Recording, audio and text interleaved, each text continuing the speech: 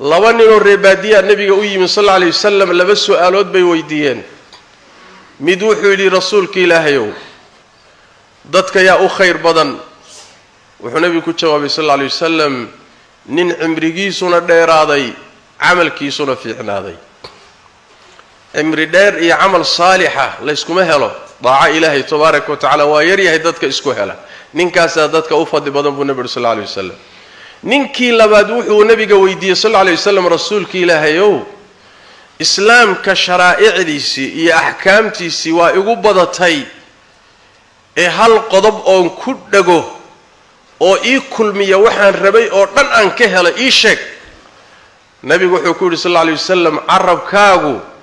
yuusan ka zuulin inuu ilaahay dhikrigiisa ku qoyan yahay oo ka qoyan yahay kaasa waxaad rabtay ku ururinaya meel gooniyood ku dhagto soo ma rabtid dhikriga ilaahay arabkaagu ha ku qoyanaado saasuu nabigu u sheegay salawaatu rabbi wa salaamu alayhi baab jaami'a oo khayr adduunyo mid aakhiraba ku kulminay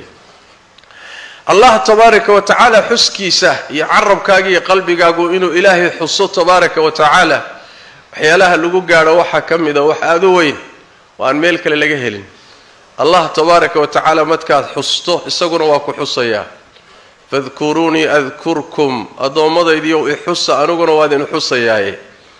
الله markaad carabkaaga ku sheegto ilaahay adigana waa ku sheegaya naam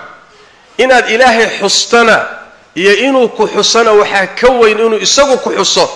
oo magacaaga iyo sharafkaagaba kor lagu sheego ayaa weyn waana ta ilaahay quraanka inoogu tilmaamay tabaaraka wa taala utlu ma uhiya ilayka min kitabi rabbika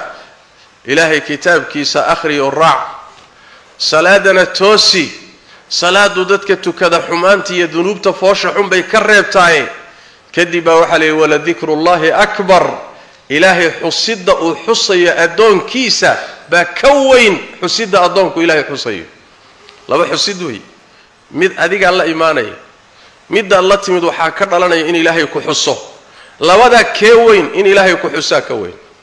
سأصدرات يدبع النبي صلى الله عليه وسلم وحو ربك كوري إنه الله يدي تبارك وتعالى أنوغو وحان أهي أدون كي مليه سأكتسانه وحو إغم ليستو أيان أكتسانه hadduu ixuso isagoo kaligiya ixuso aniga gooni ahaantayda u xusay hadduu isagoo dad dhex jooga dhexdooda igu xusana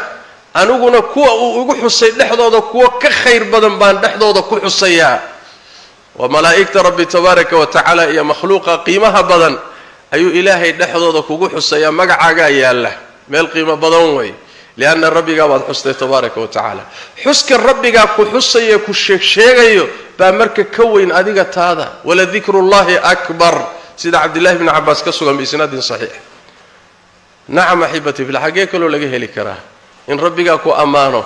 أو كشيء وملائكة ده مجا أي قيمة أتكويالته وربك أكتي سكرامية شرف أتكويالته معك قيمة بدن محلو بدلن كراوه وحكي قيمة بدن ما تشيره ساس دراديد ربك حس سياد قيمة ويالته